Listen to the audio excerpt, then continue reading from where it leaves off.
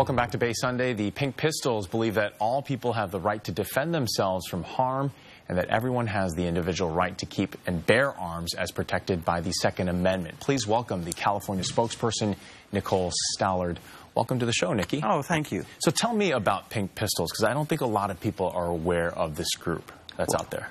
Well, what happened is originally we got started around 2000. Someone posted that at the time 32 states were issuing carry permits, and with violence against LBGT, particularly involving multiple attackers, say, well, why don't you get carry permits? Well, online site gets popped up, chapters automatically spring up organically from about 32 to 35 across the nation.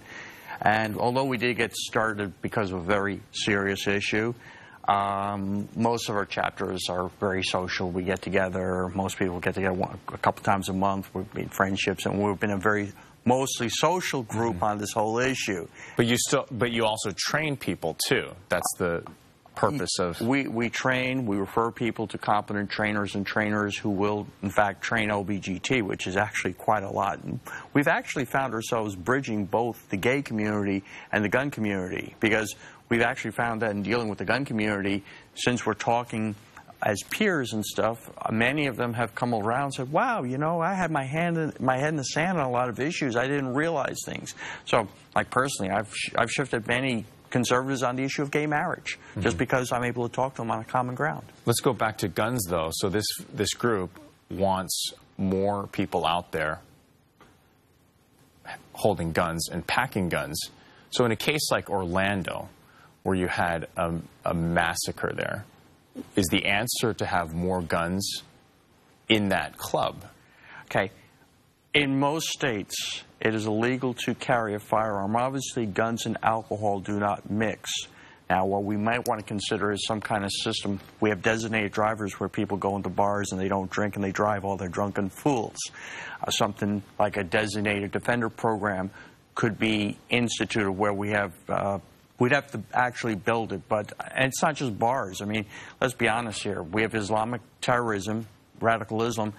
They're calling for war on our streets and stuff. And in fact, one of the heads of Interpol said that armed citizens would be a good deterrent against terrorism. So, you know, we're looking at it. But statistically speaking, more law-abiding citizens carrying firearms has an effect of lowering crime rates. And the United States, when President Obama became president, about 7 million people in the country had carry permits. Now it's up to about 14.5 million. And the reality is that overall violent crime in the United States is down significantly. We're at the lowest level of violent crime with guns in the last 20, 30 years, in spite of the fact that we have the most amount of people carrying guns and most amount of people owning arms. Following the incident in Dallas, police there in Dallas were saying that it would have been very difficult in that chaos had more people been carrying guns. What's your reaction to that? My reaction is that in a situation where police are getting shot, you know, firearms owners, if they were carrying and stuff, should be to stand down and not to get involved, not to draw their arms. Go to safe spots and let the police do their job. What do you want to see happen in California? Because you're the spokesperson for this group in California. Well, Pink Pistols.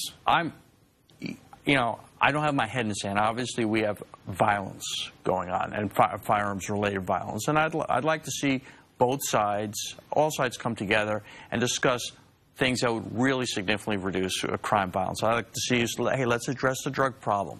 Let's address gang problems. Let's talk about our inner cities and stuff and how, you know, there's no opportunity. Let's talk about prison reform. Let's talk about criminal justice reform.